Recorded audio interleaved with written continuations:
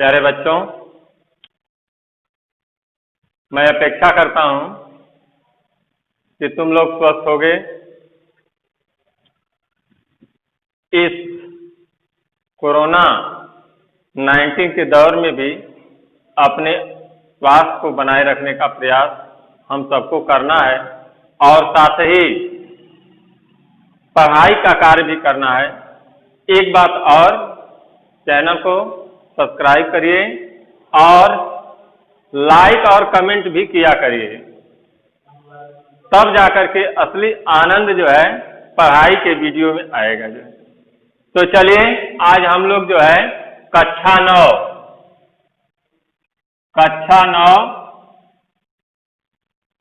विषय सामाजिक विज्ञान,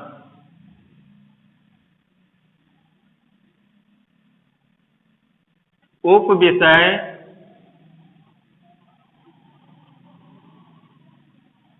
भूगोल,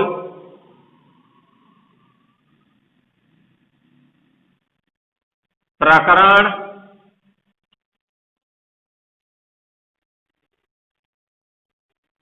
भारत, आकार व स्थिति।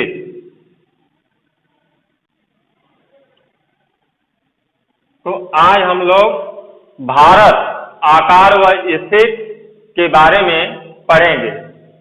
भारत प्राचीन सभ्यताओं वाले देशों में से एक है। देखा गया है कि भारत प्राचीन काल से ही आज तक अपनी उस सभ्यता को जो है बनाए रखने का, अपनी उस संस्कृति को जो है बनाए रखने का एक प्रयास आज भी कर रहा है। आज हम उसी भारत के बारे में जानने का प्रयास करेंगे कि आज हमारा भारत संसार में कहां पर स्थित है, इसका आकार क्या है, इसकी स्थिति क्या है, यहां पर क्या क्या चीजें, क्या क्या परिस्थितियां हैं, इन सारी चीजों के बारे में आज चर्चा होगा।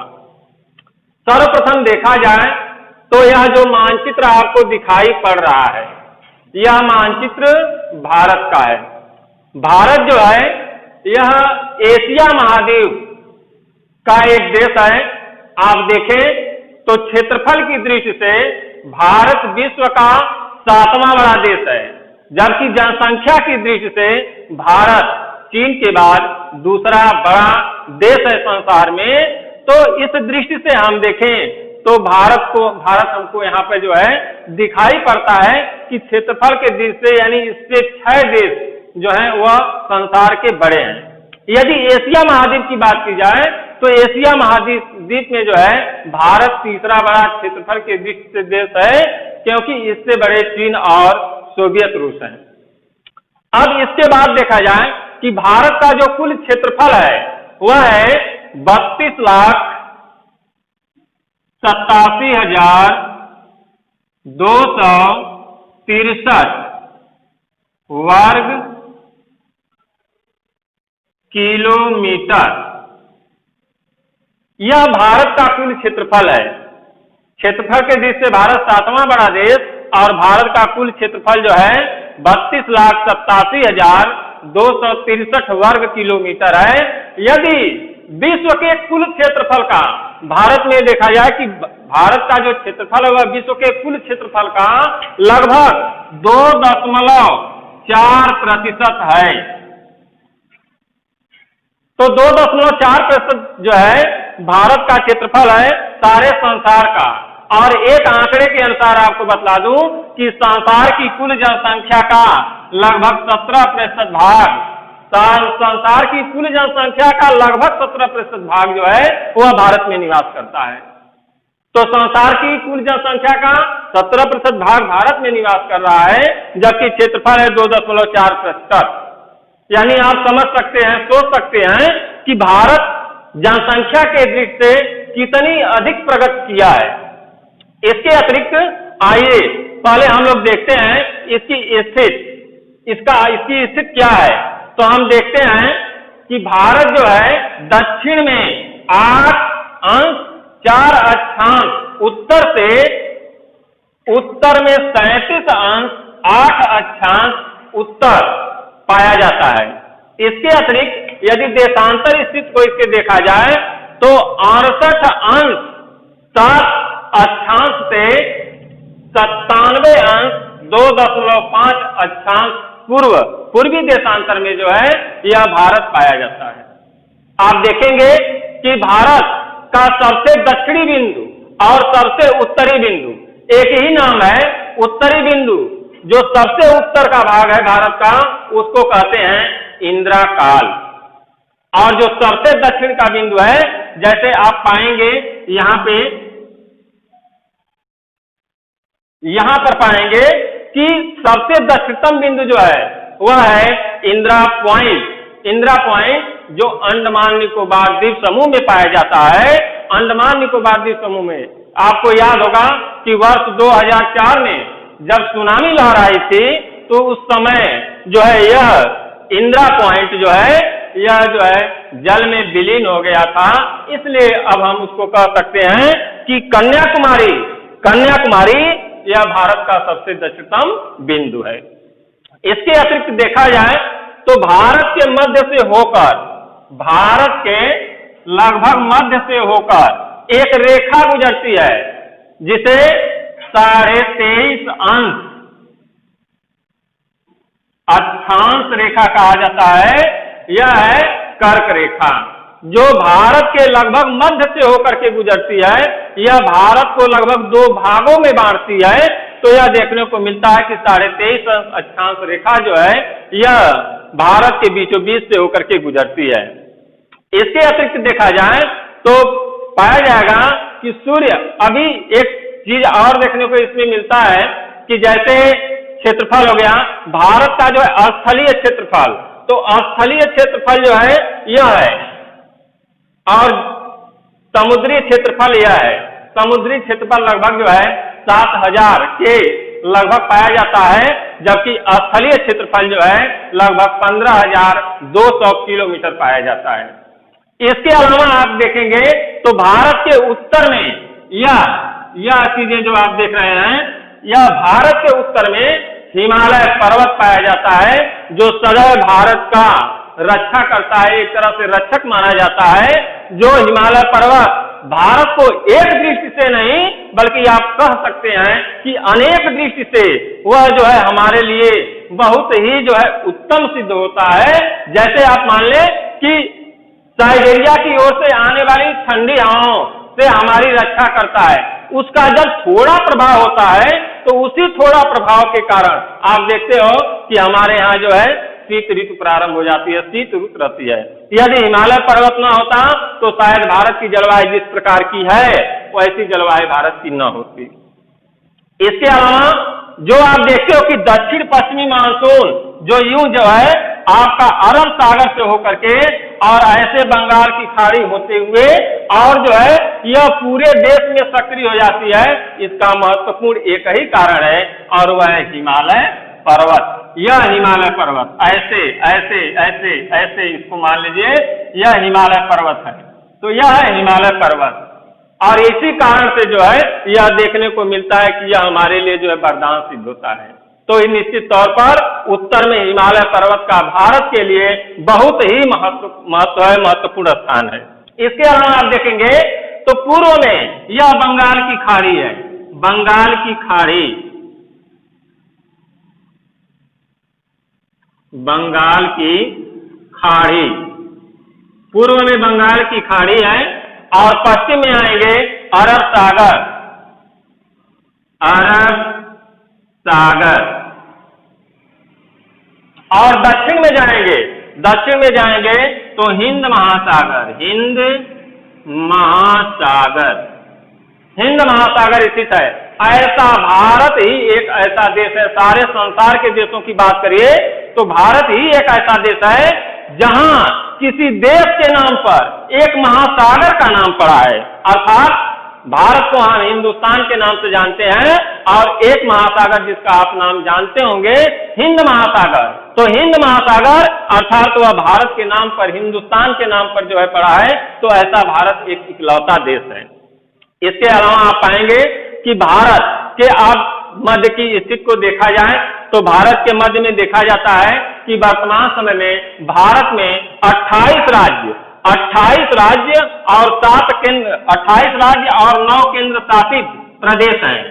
28 राज्य और 9 केंद्र शासित प्रदेश हैं।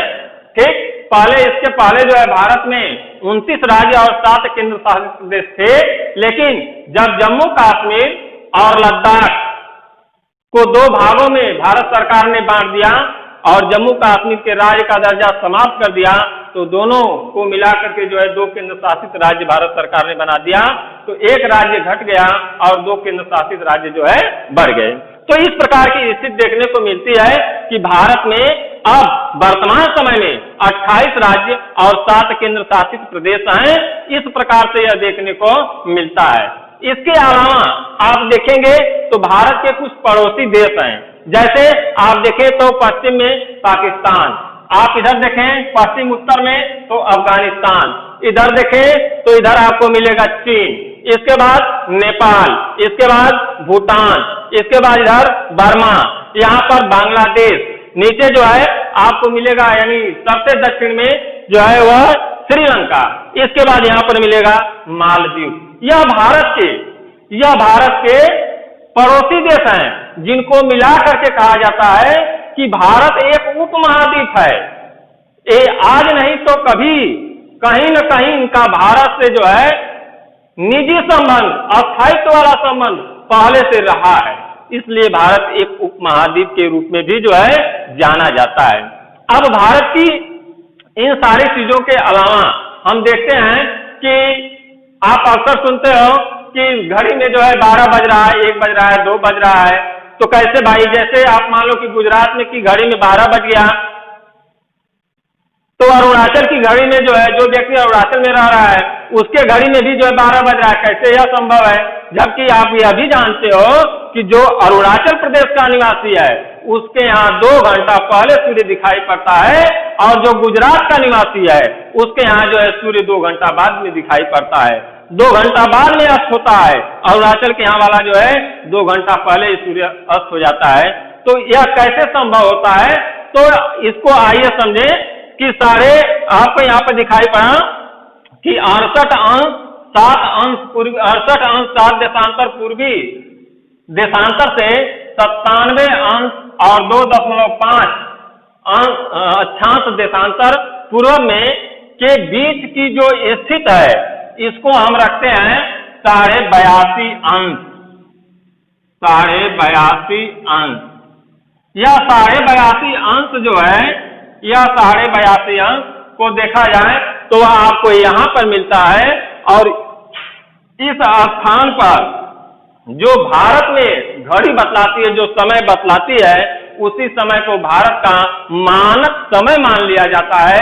अर्थात 82.5 अंश पूर्वी देशांतर रेखा को भारत का मानक समय माना गया है, जो इलाहाबाद के, उत्तर प्रदेश के इलाहाबाद के नैनी से होकर के गुजरती है। यह रेखा, इसको याद रखिएगा, नैनी से होकर के गुजरती है।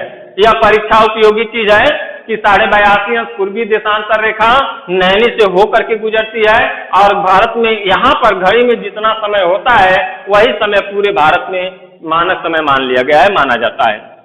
23.5 अंश अक्षांश रेखा, अर्थात इसको कर्क रेखा के नाम से भी जानते हैं, जो भारत के मध्य से होकर के गुजरती है। इसको भी ध्यान देने की जरूरत है, ध्यान में रखिएगा। इसके अलावा आप देखेंगे कि भारत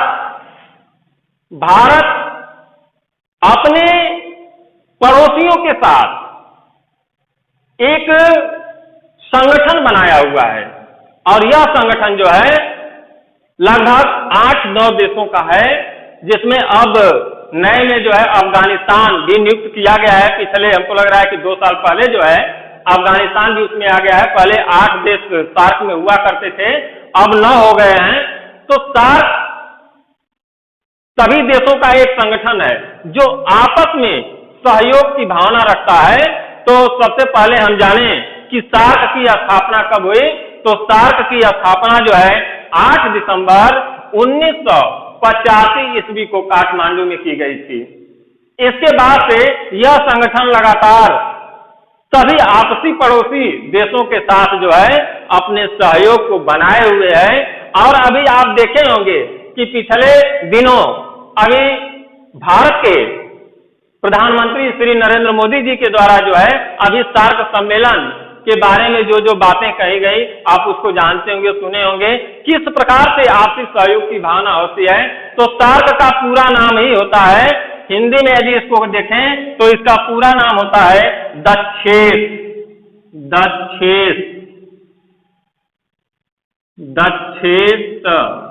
ये हिंदी का सार्क नाम है और इसको पूरा करेंगे तो दक्षिणी एशियाई क्षेत्रीय सहयोग संगठन, इस प्रकार से इस देश का नाम है। तो सभी एशियाई देश, भारत के लगभग जो पड़ोसी देश हैं, वह आपसी सहयोग बना करके जो है इस संगठन को बनाए हुए हैं। और जब भी कहीं पर किसी भी प्रकार की किसी भी देश में कोई भी आपदा, कोई भी समस्या उत्पन्न होती है तो यह सभी देश एक दूसरे के साथ मिल करके सहयोग करते हैं और यह सहयोग की स्थिति जो है काफी उन्हें प्रगति की ओर ले जाती है, आगे बढ़ाने का प्रयास करती है। अब भारत के मानचित्र में आप देखें अभी बहुत सारी चीजें इसमें बची हुई है। जैसे आप देखेंगे तो भारत में मैदानी भाग है, भारत में पर्वतीय भाग है, भारत में पठारी भाग है, भारत एक जो है प्रायद्वीपीय देश है। क्यों प्रायद्वीपीय देश है? देखिए आप तीन तरफ से भारत जो है समुद्र से घिरा हुआ है। भारत में दक्षिणी पश्चिमी मानसून की स्थिति होती है। दक्षिणी पश्चिमी मानसून जो है आती है तो वह कैसे भारत की ओर प्रवेश करती है, कैसे उसकी दिशा जो है भारत की ओर हो जाती है, बहुत सारी बातें इसमें हैं।